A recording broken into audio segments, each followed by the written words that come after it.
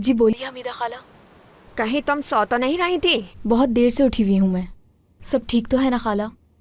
हाँ सब ठीक है, बस तुम्हारी माँ को अपने ख्वाब में देखा था। क्या वाकई? ख्वाब में क्या देखा? और उसने कहा कि जाओ और फिलिस की खबर लो। इतने दिनों से तुम्हें कॉल करने का सोच रही थी। तुम्हारी माँ को ख्वाब में देखा तो याद आया मुझे। मैं खुद आके तुम्हें देखना चाहती हूँ बेटा, ताकि मेरी तसल्ली हो जाए।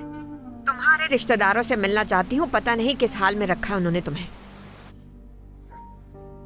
खाला मैंने आपको यहाँ के लोगों के बारे में बताया तो था। हाँ बिल्कुल बताया था, लेकिन मेरी तसल्ली नहीं हो सकती बेटी इस तरह। मैं तुमसे आके मिलना चाहती हूँ, अपना एड्रेस दो जल्दी से मुझे।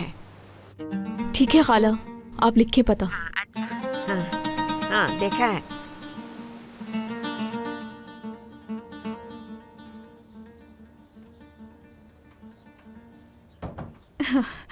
Hello gym.